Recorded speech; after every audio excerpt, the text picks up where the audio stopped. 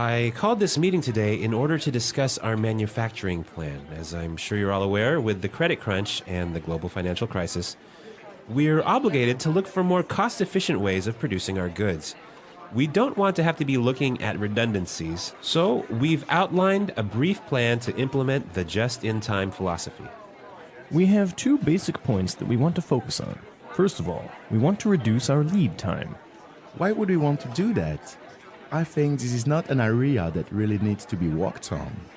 Well, we want to reduce production and delivery lead times for better overall efficiency. Right. Production lead times can be reduced by moving workstations closer together, reducing queue length, like, for example, reducing the number of jobs waiting to be processed at a given machine, and improving the coordination and cooperation between successive processes. Delivery lead times can be reduced through close cooperation with suppliers, possibly by inducing suppliers to locate closer to the factory or working with a faster shipping company. I see. That makes sense. The second point is that we want to require supplier quality assurance and implement a zero defects quality program. We currently have far too many errors that lead to defective items, and therefore, they must be eliminated. A quality control at the source program must be implemented to give workers personal responsibility for the quality of the work they do, and the authority to stop production when something goes wrong. I'm with you on this one. It's essential that we reduce these errors. We've got to force our suppliers to reduce their mistakes. Exactly. Well, let's look at how we're going to put this plan into action. First,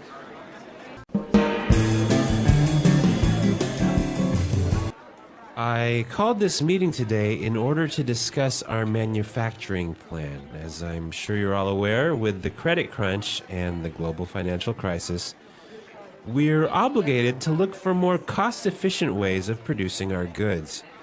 We don't want to have to be looking at redundancies, so we've outlined a brief plan to implement the just-in-time philosophy. We have two basic points that we want to focus on. First of all, we want to reduce our lead time. Why would we want to do that? I think this is not an area that really needs to be worked on.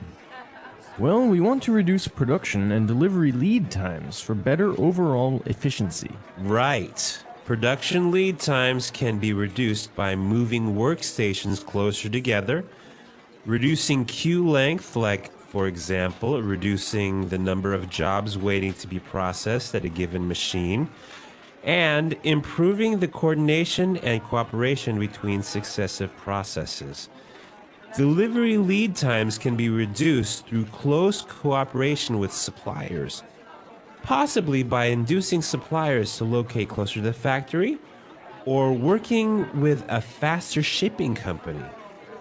I see. That makes sense.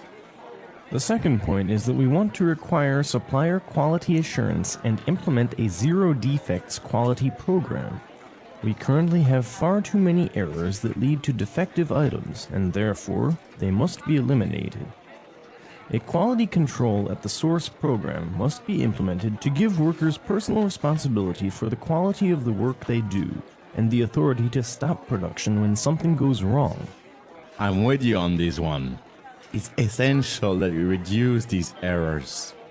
We've got to force our suppliers to reduce their mistakes. Exactly. Well, let's look at how we're going to put this plan into action. First,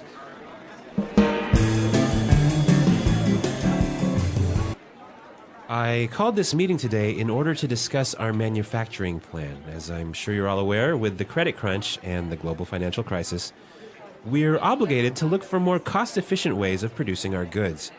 We don't want to have to be looking at redundancies, so we've outlined a brief plan to implement the just-in-time philosophy.